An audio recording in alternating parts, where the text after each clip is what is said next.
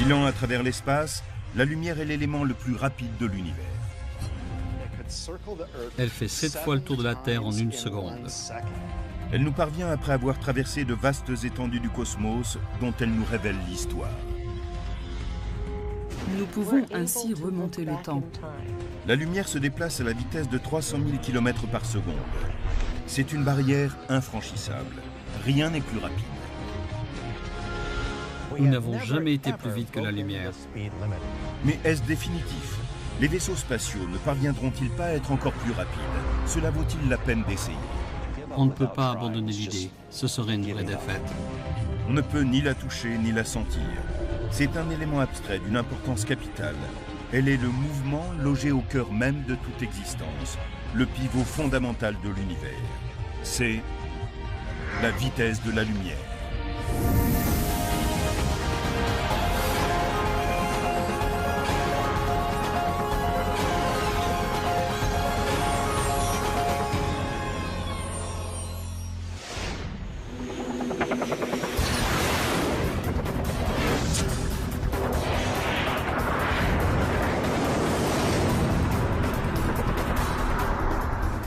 Sur la Terre, où l'on recherche en permanence la rapidité, les hommes, les véhicules et les technologies les plus performantes ressemblent à des escargots dans un cosmos où règne la vitesse de la lumière. C'est la pierre angulaire sur laquelle est bâti l'univers. Il y a une expression célèbre en physique qui dit que la vitesse de la lumière n'est pas seulement une bonne idée, c'est une loi. La vitesse de la lumière fait partie des limites les plus importantes de l'univers. La lumière se déplace à 300 000 km par seconde. C'est tout simplement incroyable. Si elle décrivait un cercle autour de la Terre, elle pourrait en faire le tour 7 fois en 1 seconde. C'est hallucinant. Cette vitesse hallucinante est la première chose à laquelle on est confronté quand on aborde le phénomène de la lumière. C'est largement la sous-estimer que de parler simplement de sa rapidité. C'est étonnant, quand j'utilise mon téléphone cellulaire, je peux parler à quelqu'un qui est à l'autre bout du pays sans être consciente du moindre décalage de temps. Le signal passe de mon téléphone à une tour, puis à un satellite et revient vers la Terre. C'est ainsi que la vitesse de la lumière peut nous sembler sans limite. Le professeur de physique Clifford Johnson, de l'Université de Californie du Sud, est un cycliste acharné. Il roule sur cette piste pour tenter de couvrir les 300 000 km que la lumière parcourt en 1 seconde.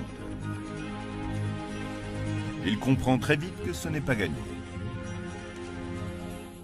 Pour couvrir la distance que la lumière parcourt en 1 seconde, il me faudrait 22 mois en roulant à 20 km à l'heure, 24 heures sur 24.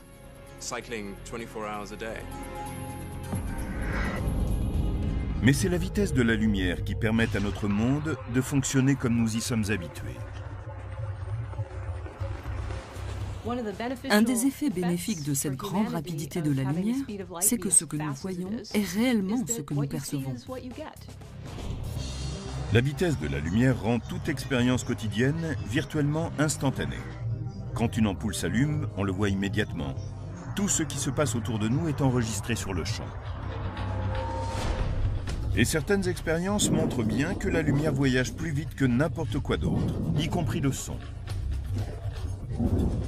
Une conséquence intéressante de la grande vitesse à laquelle se déplace la lumière, c'est qu'on voit un éclair tout de suite,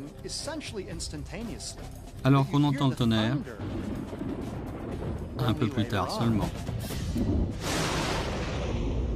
Mais la vitesse de la lumière a aussi ses limites quand on la replace dans un endroit aussi vaste que l'univers. La vitesse de la lumière semble incroyablement rapide à l'échelle humaine, mais en termes d'astronomie, c'est rikiki.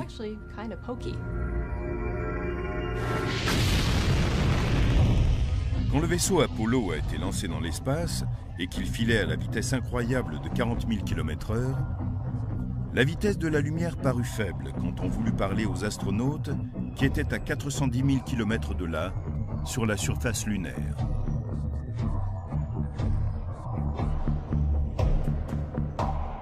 Quand les astronautes étaient sur la Lune et que les gens demandaient à Neil Armstrong « Hey Neil, ça ressemble à quoi là-haut ?»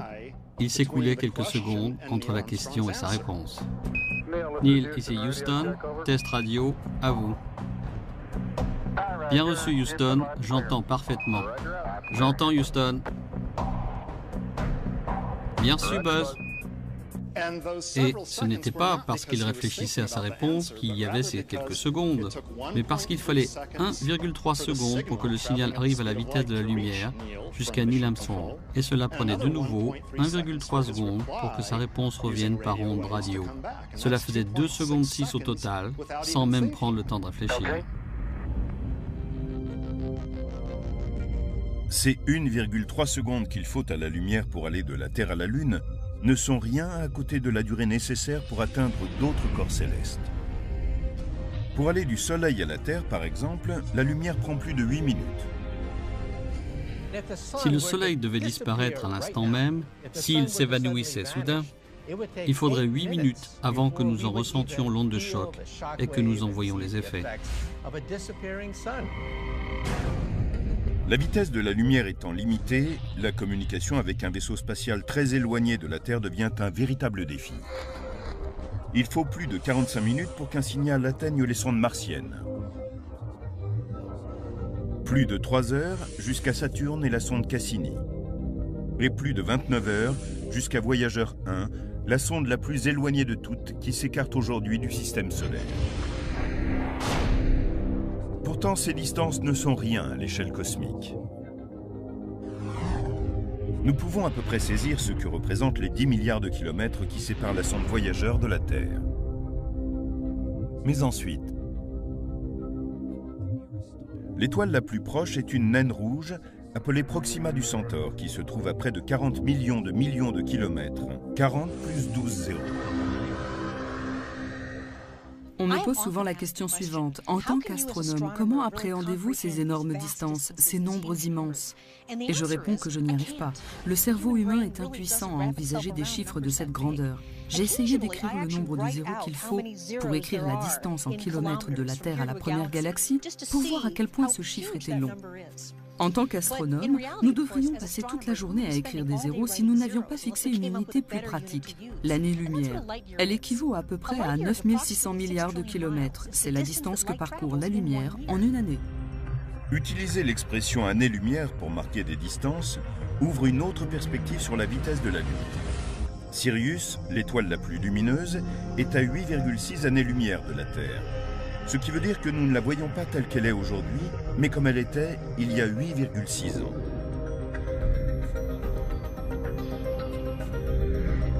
Nous voyons Vega comme elle était il y a 25 ans. Et la supergéante Beltégeuse telle qu'elle était il y a 5 siècles. C'est un merveilleux cadeau de la nature. Comme l'information prend du temps à nous parvenir, nous pouvons voir en arrière dans le temps. Plus nous regardons loin, plus nous remontons loin dans le temps. Nous n'aurions aucune idée de notre passé cosmique si la lumière était instantanée. Laura Danley est conservateur à l'Observatoire Griffith de Los Angeles.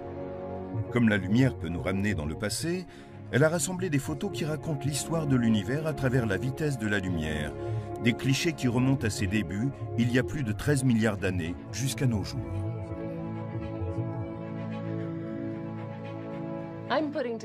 Je rassemble un album qui retrace l'histoire de notre famille de galaxies. Il montre toutes celles que nous pouvons voir avec nos télescopes depuis que nous avons ces outils. Chaque photo montre un objet de l'univers à une époque déterminée par sa distance en années-lumière. Voici la célèbre nébuleuse du Crabe, il y a 6500 ans. Le centre galactique au cœur de la Voie lactée, il y a 26 000 ans. Et la galaxie d'Andromède, notre voisine, il y a 2 500 000 ans. Mais c'est pratiquement hier à l'échelle cosmique. J'adore cet amas d'étoiles. Dans 90% des cas environ, l'album est rempli de galaxies communes, mais étonnamment différentes. Ces deux-là sont entrés en collision. Comme vous le voyez, l'une semble carrément traverser l'autre. Les galaxies évoluent et entrent en interaction de manière souvent dramatique. Celle-ci doit être à environ 500 millions d'années-lumière de la Terre. Tandis que Laura Denley place chaque image dans cet album, d'autres photos commencent à apparaître. Des galaxies adultes ont évolué, donnant naissance à des objets très variés au cours des 12 milliards d'années précédentes. Mais certaines photos d'enfance du cosmos montrent aussi des galaxies alors que l'univers n'en était qu'à ses premiers pas. Ces galaxies sont très intéressantes. Elles se situent à 11 milliards d'années-lumière de la Terre. Très compactes, elles ont un âge analogue à celui d'un enfant d'environ 2 ans et demi, quand il commence à savoir vraiment marcher. Mais ces galaxies ont des frères et sœurs plus jeunes. Cette magnifique photo présente une lentille gravitationnelle, un amas de galaxies situé à 2,2 milliards d'années-lumière. Elle courbe la lumière et nous permet de mieux voir dans l'espace et le temps. Cette lentille révèle une minuscule tache qui est l'une des premières galaxies que l'on puisse voir telle qu'elle était il y a 13 milliards d'années, un nouveau-né dans un univers en pleine évolution.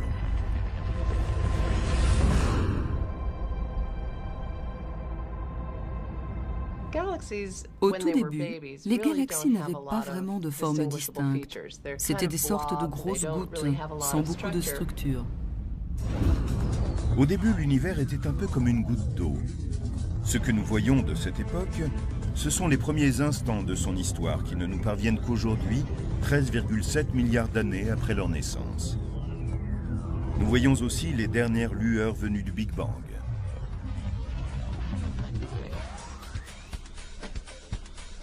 Elles sont connues sous le nom de CMB ou écho micro-ondes du Big Bang. Le CMB est le phénomène le plus éloigné que nous puissions observer, un peu comme la photo d'un enfant pendant l'accouchement. La photo du ciel dévoile une lueur uniforme, c'est-à-dire l'univers tel qu'il était juste après sa naissance.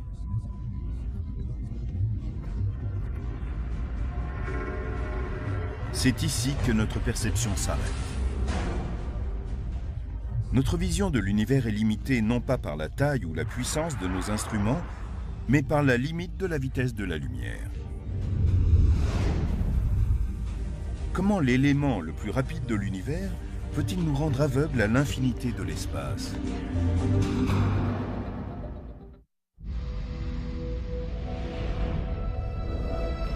Sachant que la vitesse de la lumière est de 9600 milliards de kilomètres par an, nous avons cette unité, l'année-lumière, qui nous permet de parler de façon plus pratique des distances considérables que l'on rencontre dans l'univers.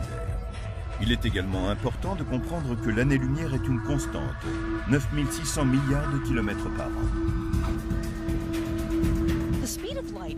La vitesse de la lumière est constante. L'univers change tout le temps et on ne la voit jamais aller à un autre rythme. La vitesse de la lumière est donc le maître étalon de tout l'univers. En fait, la vitesse constante de la lumière est un outil formidable pour mesurer la distance dans l'espace infini. Cet outil est appelé le décalage vers le rouge. Le phénomène se produit quand la lumière se déplace à une vitesse fixe entre les galaxies. Quand l'espace entre celles-ci s'allonge, la lumière qui se déplace entre elles s'étire et devient rouge. Quand la lumière court d'une galaxie à l'autre, d'une galaxie lointaine jusqu'à la Terre par exemple, elle est étirée en même temps que l'espace s'étend. Et par là même, une longueur d'onde courte de couleur bleue devient graduellement une longueur d'onde longue de couleur plus rouge. C'est là l'origine du décalage au rouge que l'on voit dans le spectre des galaxies. Comment le décalage au rouge permet-il de mesurer une distance? Grâce à une découverte stupéfiante faite en 1926 à l'observatoire du mont Wilson, près de Los Angeles. C'est toujours émouvant pour moi de me retrouver ici, sur le mont Wilson. C'est à cet endroit précis que notre vision de l'univers a entièrement changé. C'est ici qu'Edwin Hubble a découvert que l'univers était en expansion. Personne ne s'en doutait, et cela a tout changé. Observant partout des décalages au rouge, Hubble découvrit que toutes les galaxies s'éloignaient les unes des autres, ce qui est provoqué par l'expansion de l'espace lui-même, comme nous le savons maintenant. De la Terre, on ne voit pas la galaxie s'éloigner, et c'est pourtant le cas parce que sa lumière est décalée vers le rouge.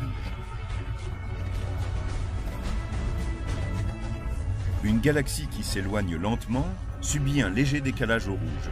Une galaxie plus rapide a un décalage au rouge plus important. Mais Hubble a découvert aussi que ces galaxies plus rapides étaient plus éloignées. Cela signifie que plus le décalage au rouge est important, plus la galaxie est éloignée. En effectuant des calculs mathématiques après avoir vu la vitesse d'expansion de l'espace, les cosmologistes ont pu estimer l'âge de l'univers. Et si l'on combine cela avec la vitesse de la lumière, on est face à un immense casse-tête. L'univers est un endroit si vaste que la vitesse de déplacement de la lumière est très importante. L'univers a commencé il y a environ 13 milliards et demi d'années. Cela veut dire que nous ne pouvons remonter que sur 13 milliards et demi d'années. La lumière n'a pas eu le temps de se déplacer davantage. Notre horizon de lumière est une sphère d'un diamètre de 13,5 milliards d'années-lumière, qui contient tout ce que nous pouvons voir. Mais c'est là que réside la grande énigme. L'espace se termine-t-il là? Nous n'avons aucune raison de croire que l'univers se limite à la distance que nous sommes capables de percevoir. Il est possible qu'il soit bien plus vaste, mais étant donné le temps de déplacement de la lumière, c'est tout ce que nous pouvons voir, c'est notre horizon. Examinons cette énigme. Les astronomes d'une galaxie à la limite de notre horizon ne peuvent voir aucune galaxie de l'autre côté de l'horizon. Mais ils peuvent voir des galaxies à 13 milliards et demi d'années-lumière dans l'autre direction, puis des astronomes à la limite de leur horizon peuvent, et ainsi de suite, peut-être jusqu'à l'infini. Comme les astronomes sur Terre, la vitesse de la lumière les a pris au piège. Si nous nous demandons ce qui se passe au-delà de notre horizon de lumière, nous butons sur le fait que la vitesse de la lumière est vraiment une barrière. Est-ce réconfortant qu'il y ait déjà tellement à observer dans les limites de notre horizon? Cette photo d'une beauté à couper le souffle est celle du champ ultra-profond de Hubble, prise par le télescope spatial Hubble. C'est une image extrêmement détaillée d'une région du ciel 100 fois plus petite que la pleine Lune, et qui pourtant comprend 10 000 galaxies. La lumière de certaines avance vers nous depuis 13 milliards d'années. Au-delà se trouve le fond diffus cosmologique qui offre une vision de l'univers 400 000 ans après le Big Bang. Dans l'image traitée selon le code couleur de la NASA, le rayonnement électromagnétique vert représente une distribution de matière tellement uniforme que la température n'offre pas d'écart supérieur à 1/50 millième de degré. Nous ne connaissons rien d'autre qui soit à ce point uniforme. Et pour les astronomes, l'univers devrait être très différent. Logiquement, l'univers devait être bosselé quand on regarde dans cette direction, puis dans celle-là. On devrait observer des concentrations de matière totalement différentes et des températures aussi. Et pourtant, tout cela est extrêmement uniforme. Nous sommes donc en face d'une énigme. Cette énigme débute à la naissance de l'univers, au moment du Big Bang. Si au départ la matière s'est dispersée en tous sens, pourquoi cette uniformité? Aucune explosion ne mène à cet état d'uniformité. Imaginons une explosion que nous connaissons, une bombe atomique, un morceau de TNT. Rien d'uniforme dans ces phénomènes. Un éclat est projeté par-ci, un morceau de papier d'un côté, un morceau de fer de l'autre. C'est complètement disparate. Les spécialistes pensent que le fond cosmique ne devrait pas être aussi vert. Nous allons comprendre pourquoi dans un magasin de peinture tout à fait banal. Imaginons un univers constitué de différentes couleurs de peinture. Dans cet univers imaginaire, nous avons un pot de peinture jaune et un autre de peinture bleue. Au moment du Big Bang, les deux pots de peinture commencent à s'éloigner l'un de l'autre. Et du coup, un côté devrait être jaune et l'autre bleu. Mais comme nous le savons, le cosmos semble vert. Les deux couleurs que nous venons de voir représentent les différentes particules d'un univers infini. Pour obtenir un vert uniforme, comme dans le fond cosmique, elles doivent se toucher. Mais les spécialistes, après avoir calculé la vitesse du Big Bang, ont conclu que la matière avait été projetée à une vitesse plus rapide que celle de la lumière. Cela signifie que le bleu et le jaune étaient trop éloignés, même au moment de la création, pour pouvoir se mélanger. Il est très étrange de voir un univers aussi uniformément vert. Ce serait comme si on prenait le pot de peinture jaune, qu'on le renversait et qu'il soit vert. Puis on prendrait le pot de peinture bleue, on le renverserait et lui aussi serait vert. C'est impossible. Ce problème peut être résolu par une théorie sur laquelle j'ai travaillé et que l'on appelle inflation. Cela correspond à une distorsion du Big Bang. L'inflation est une version aujourd'hui largement admise, selon laquelle le Big Bang serait indépendant des limites imposées par la vitesse de la lumière. Il est possible aussi que notre univers de peinture se soit expansé seulement jusqu'à ce point, dans un premier temps. Les deux pots de peinture ont assez de temps pour se mélanger et devenir uniformément verts, avant que ne survienne une période soudaine d'expansion plus rapide que la lumière. Et celle-ci aurait répandu de la peinture verte dans tout l'univers. Si cette théorie est exacte, la période d'inflation correspond vraiment au Big Bang que nous observons.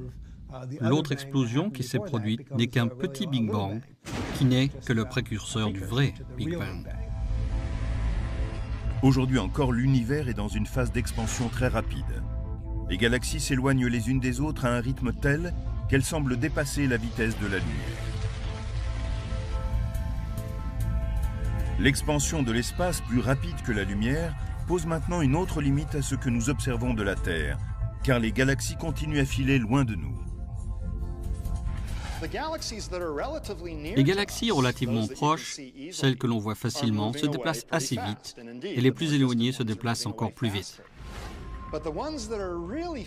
Mais celles qui sont vraiment loin se déplacent plus vite que la lumière. Et puis, il y a des galaxies que l'on ne verra jamais, car elles sont tellement éloignées que leur lumière ne nous atteint jamais, puisque l'espace s'étend plus vite que la vitesse de la lumière. L'espace est l'exception à la règle. Il peut s'étendre plus vite que la lumière. Mais à l'intérieur, tout reste relié, selon les lois d'Albert Einstein et sa théorie de la relativité. Albert Einstein est comme le flic du coin. Vous ne pouvez pas franchir la barrière de la lumière.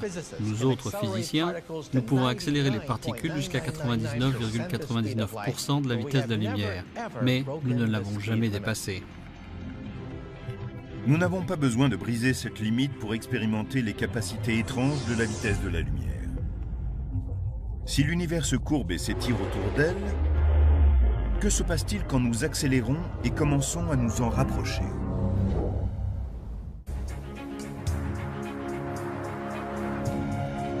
Pour la plupart d'entre nous, la lumière semble être un élément très simple, un phénomène naturel qui nous permet de voir l'univers. Sous le regard scrutateur de la science, cela devient étrange et bizarre. La lumière est un élément tellement important de notre vie quotidienne. Nous comprenons encore très mal ce dont il s'agit réellement. L'univers entier se plie autour de la lumière pour la recevoir. Nous pouvons commencer à comprendre pourquoi l'univers se plie autour de la vitesse de la lumière en rejoignant le physicien Clifford Johnson sur sa piste cyclable. Une balle de tennis va entrer en compétition avec un rayon lumineux. Si je jette un objet quelconque comme une balle de tennis, quelque chose que je peux lancer à une vitesse donnée, celui-ci va parcourir une certaine distance. Voici le trajet de la balle de tennis quand Johnson la lance tout en restant immobile. Elle se pose à la moitié de la piste. Il va la lancer de nouveau, mais cette fois d'un vélo en mouvement. Et le résultat ne sera pas le même. Je lance la balle de tennis à la même vitesse tout en roulant. La vitesse de la balle de tennis s'ajoute à celle du vélo et du coup, elle va aller plus loin. Comparons les deux lancers. La différence est claire. La balle va plus vite quand elle est lancée du vélo en mouvement. Tout prend son sens. Maintenant, servons-nous de la lumière pour le même test. Nous allumerons le feu avant du vélo au lieu de lancer la balle. Si je reste immobile et que j'allume le feu avant de mon vélo, son rayon lumineux va se déplacer à la vitesse de la lumière, à aucune autre vitesse que celle de la lumière. Supposons que le rayon lumineux soit assez lent pour que nous voyions son déplacement sur la piste. Nous marquons sa position un court moment plus tard, puis Johnson allume le feu avant alors qu'il est en pleine vitesse de course. Il se produit quelque chose d'inattendu. La lumière parcourt la même distance que dans le premier cas. Contrairement à la balle de tennis, la vitesse du vélo ne s'ajoute pas à celle de la lumière. La vitesse de la lumière demeure immuable. Les deux rayons lumineux parcourent la même distance parce que la vitesse de la lumière est constante et ne dépend pas du mouvement de sa source. C'est peut-être contraire à ce que nous attendions, mais c'est un fait. Dans l'univers, tout rayon lumineux se déplace à la même vitesse, dans un espace vide, quelle que soit la vitesse de l'étoile ou de la comète ou de la galaxie qui en est la source. Après cette découverte de savants de la fin du 19e siècle, Albert Einstein effectua des calculs et développa sa théorie de la relativité, qui a pour centre la vitesse constante de la lumière. Comprendre la vitesse de la lumière nous a ouvert une fenêtre sur la nature de l'espace et du temps, tel que nous l'appréhendons aujourd'hui. Nous ne vivons pas dans un monde rigide, où une cloche sonne à intervalles réguliers. Nous vivons dans le monde d'Einstein, qui est flexible, qui s'étire, un monde où tout est relatif, l'espace et le temps. Au quotidien, l'univers ne nous semble pas en train de s'étirer parce que par rapport à la vitesse de la lumière, nous nous déplaçons très lentement.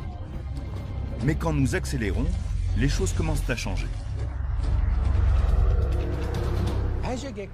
Quand on se rapproche de la vitesse de la lumière, toutes sortes de distorsions étranges et magnifiques se produisent. Nous disons que l'univers se tord en quelque sorte, si bien que la vitesse de la lumière est toujours constante. Mais il est étonnant de voir à quel point c'est vrai.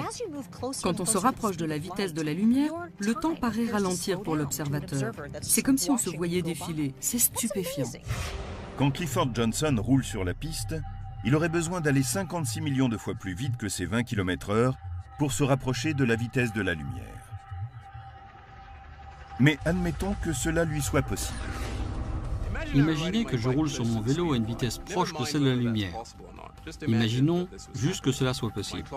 Un monde tourne lentement par rapport au cadreur qui me filme. Si je continue pendant un certain temps, je vais vieillir beaucoup plus lentement que le cadreur qui est fixe, si bien que quand je reviendrai de ce périple et que je lui parlerai, il sera plus vieux que quand je l'aurai quitté. Cela ressemble plus à de la magie qu'à de la science, mais beaucoup d'entre nous en font l'expérience chaque jour.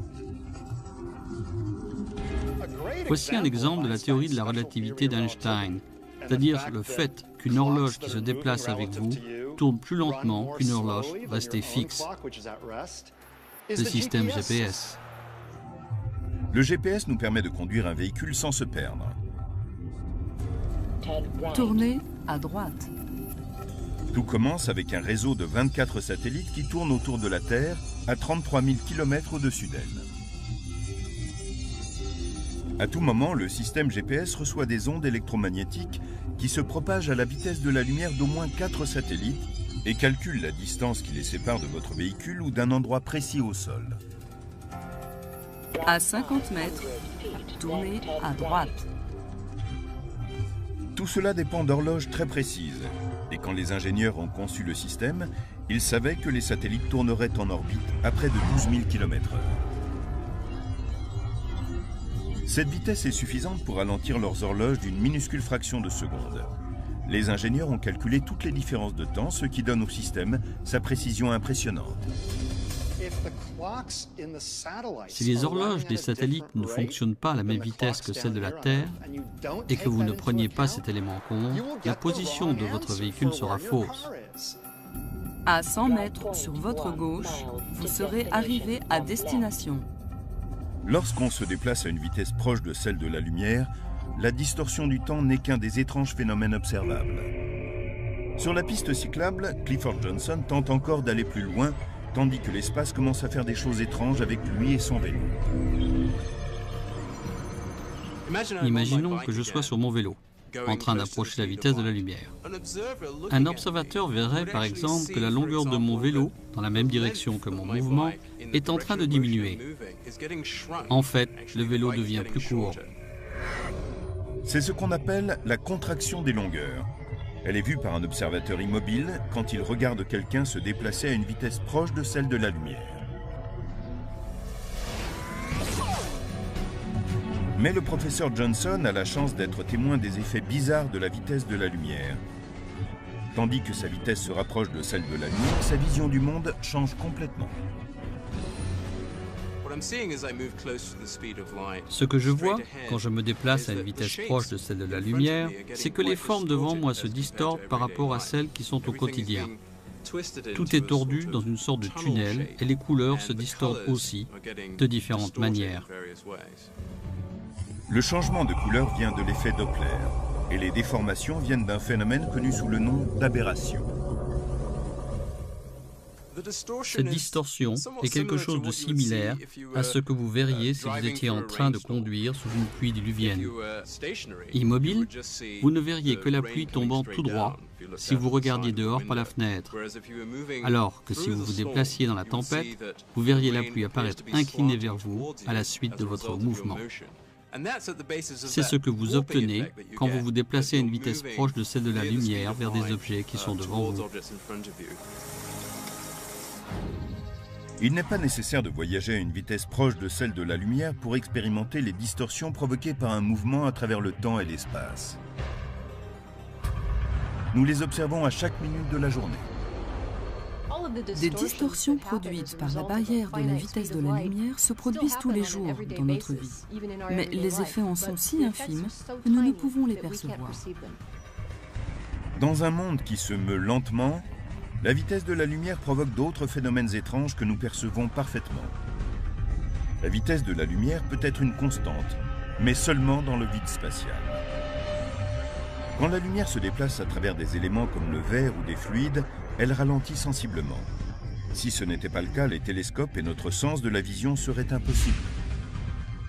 Mais que se passerait-il si la lumière ralentissait encore davantage, si sa vitesse devenait nulle ?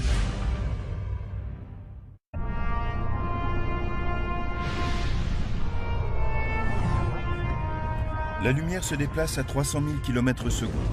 C'est une constante universelle, mais qui comprend un bémol. Cela n'est valable que dans le vide spatial. La lumière change de vitesse selon le milieu où elle se déplace. Par exemple, elle est plus lente à travers l'eau. C'est pour cette raison que l'on peut observer sa réfraction, sa déviation et ses ondes quand on est sous l'eau. La vie telle que nous la connaissons serait très différente si la lumière ne se propageait pas à des vitesses différentes selon les matériaux. Par exemple, nous ne pourrions pas voir car nos yeux ne fonctionneraient pas de la même manière. Dans un univers où la lumière se déplacerait à la même vitesse, quel que soit le matériau traversé, nous saurions peu de choses sur le monde qui nous entoure. Nous ne verrions que de vagues taches obscures ou lumineuses. En effet, nos yeux contiennent des lentilles qui font le point sur les images qui s'offrent à nous et les projettent sur nos rétines, tout comme les lentilles prothétiques qui ralentissent la lumière lorsqu'elles les traversent. Mais pourquoi ? Parce que la lumière est absorbée par les atomes du verre et renvoyée ensuite. Il y a donc un laps de temps intermédiaire. La lumière frappe un atome qui vibre et la renvoie. Il y a donc un facteur de délai. C'est ce facteur qui provoque aussi la courbure de la lumière lorsqu'elle frappe le verre en forme de lentille. Elle peut ainsi être concentrée, collectée et magnifiée. Pour les astronomes qui étudient l'univers, rien n'est plus important. Heureusement que la lumière ralentit en traversant le verre, car c'est grâce à cela que nous avons des télescopes.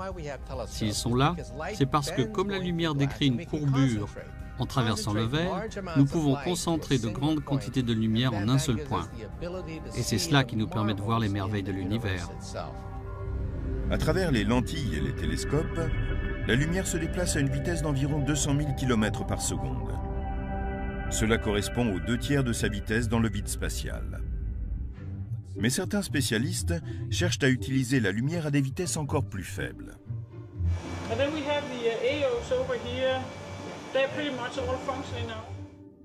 Dans son laboratoire sur le campus de l'université d'Harvard, Lin Hao a ralenti la lumière au point extrême, jusqu'à 0.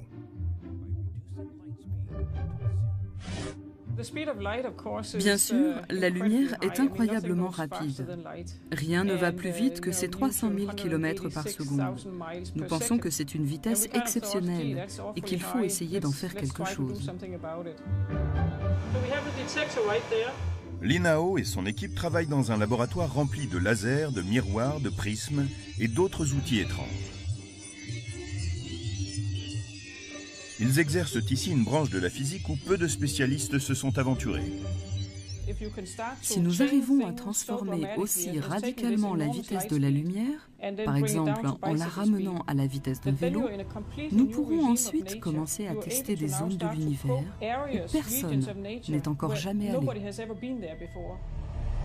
Dans le labo de Lin Hao, on ralentit la vitesse de la lumière en dirigeant des lasers sur 2 nuages microscopiques de gaz de sodium, refroidis à quelques milliards de degrés en dessous du zéro absolu. Un laser de contrôle frappe les 2 nuages et les prépare à l'action. Puis une brève décharge de lumière est tirée vers le premier nuage. Elle est bloquée par le gaz et ralentie jusqu'à atteindre une vitesse de quelques kilomètres par heure. La décharge de lumière mesure 1 km de long dans l'espace libre. Elle se comprime comme un accordéon en entrant dans le nuage d'atomes et finit par mesurer seulement 0,02 mm. C'est moins que la moitié de l'épaisseur d'un cheveu. C'est tellement petit qu'elle va finir par se fondre totalement dans le nuage. Lin Hao dit que l'empreinte atomique de la lumière dans le nuage de sodium est une copie parfaite, noyée dans les atomes, de l'impulsion originelle de lumière. Elle peut ensuite être arrêtée dans l'espace libre entre 2 nuages avant de repartir.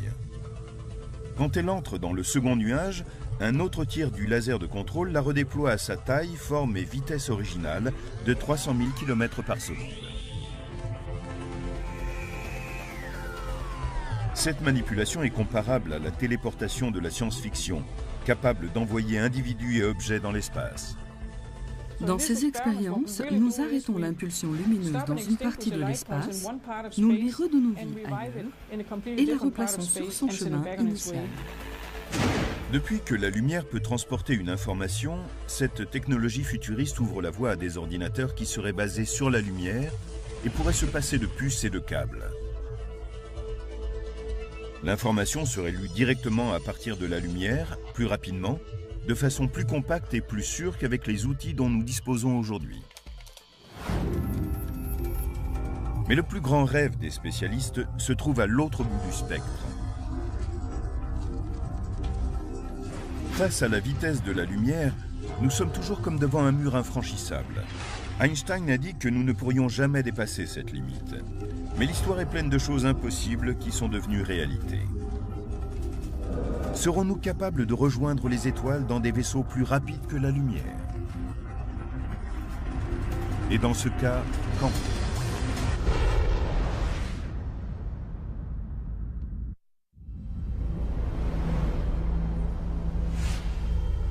En avril 2008, le célèbre physicien Stephen Hawking a demandé que l'humanité ait pour but à long terme de coloniser l'espace et de faire un voyage interstellaire. Se déployer dans l'espace changera complètement l'avenir de l'humanité et sera peut-être déterminant pour assurer notre survie. Les étoiles sont tellement éloignées que notre seule chance de pouvoir accomplir un voyage est d'aller plus vite que la lumière. Mais il y a un obstacle. La théorie de la relativité d'Einstein nous dit que la masse d'un vaisseau spatial est proche de l'infini quand il se déplace à une vitesse proche de celle de la lumière. Donc, en essayant d'aller de plus en plus vite, on atteint un point où il faut de plus en plus d'énergie et même une quantité infinie d'énergie pour aller à la vitesse de la lumière. C'est impossible. Donc, voyager à la vitesse de la lumière est impossible. En est-on vraiment sûr? Mark Millis est l'un des rares physiciens à avoir décidé de ne pas jeter l'éponge.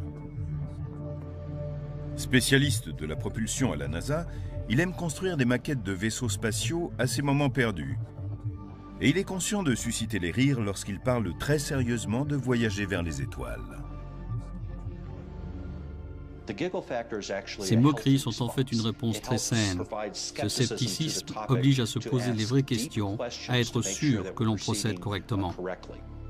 Mark Millis était à la tête d'un projet de la NASA qui a été abandonné, le programme BPP, Programme de physique avancée des propulseurs. Il a également supervisé un livre qui rassemble les recherches sur ce sujet. Une trentaine de physiciens ont écrit des articles à ce sujet. Certains sont sceptiques, d'autres suggèrent de nouvelles méthodes. Personne ne dit que nous serons très bientôt capables de voyager plus vite que la lumière. Mais dans plusieurs siècles, dans un millénaire, on y arrivera peut-être. Tous les physiciens sont d'accord. Il est impossible de traverser l'espace plus vite que la lumière. Mais on peut peut-être dévier le problème en altérant l'espace au lieu de le traverser. Même les spécialistes de la NASA étudient la possibilité de plier l'espace, d'y pratiquer un trou, de bâtir un tunnel qui traverserait l'espace et le temps. C'est l'idée des trous de verre, courber l'espace sur lui-même et prendre un raccourci à travers l'univers. À quoi ressemblerait une machine à courber l'univers? Elle serait sans doute monumentale. Ce pourrait être une installation placée sur un nombre immense d'astéroïdes disposés en une sphère géante. Il faudrait une batterie de rayons laser afin de concentrer une énergie fantastique en un seul point. Il faudrait atteindre des températures incroyables, les plus hautes énergies que nous ayons dans notre univers pour ouvrir un trou, une bulle, un passage vers un autre univers. Il y a une autre façon de transformer l'espace pour nous déplacer plus vite que la lumière. C'est le voyage supraluminique. Miguel Alcubierre a été le premier à écrire à ce sujet en 1994. Alcubierre, physicien mexicain, a effectué les calculs retraçant le parcours d'un vaisseau interstellaire propulsé par un temps spatial supraluminique. Derrière le vaisseau, l'espace-temps est en expansion. Devant le vaisseau, l'espace-temps se contracte. Entre les deux, le vaisseau se déplace comme un surfeur. Le vaisseau lui-même est placé à l'intérieur d'une bulle et l'espace autour de lui le propulse plus vite que la lumière. Mais il faudra attendre des siècles avant d'accomplir un voyage supraluminique, si toutefois cela s'avère possible. En Suisse, les physiciens qui travaillent sur le grand collisionneur de Hadron sont peut-être déjà sur la bonne voie. Aujourd'hui, le grand collisionneur de Hadron est un destructeur d'atomes. Il fait entrer en collision des particules. Il va générer des énergies importantes que l'espace et le temps vont courber. C'est le premier petit pas vers le voyage supraluminique. Nos connaissances actuelles dans le domaine de la physique ne nous permettront pas de voyager plus vite que la lumière dans un avenir prévisible. Mais ce n'est pas une raison pour ne pas essayer. Même si voyager à la vitesse de la lumière s'avère impossible, on ne peut pas abandonner l'idée. Ce serait une vraie défaite. À côté de son travail à la NASA, Millis a créé une fondation à but non lucratif, Tau Zéro, qui signifie vitesse de la lumière. Elle est destinée à encourager les recherches sur le voyage interstellaire. Seuls quelques spécialistes poursuivent cette idée, mais beaucoup s'accordent à dire que cela vaut la peine de déployer cet effort. Comprendre son univers est un des besoins essentiels des êtres humains en tant qu'espèce intelligente. Alors, devons-nous continuer nos recherches sur les technologies et les principes physiques qui nous permettraient peut-être de voyager plus vite que la lumière? Même si nous ne découvrons jamais le moyen de voyager plus vite que la lumière, nous pouvons découvrir des tas d'autres choses très utiles. Et si la science constatait que la barrière de la vitesse de la lumière était infranchissable et le voyage interstellaire impossible? Cela donnerait une toute autre importance au vaisseau spatial sur lequel nous vivons, la Terre. Cela nous obligerait à utiliser notre technologie pour la préserver, puisque nous sommes ces éternels passagers dans notre voyage à travers l'univers.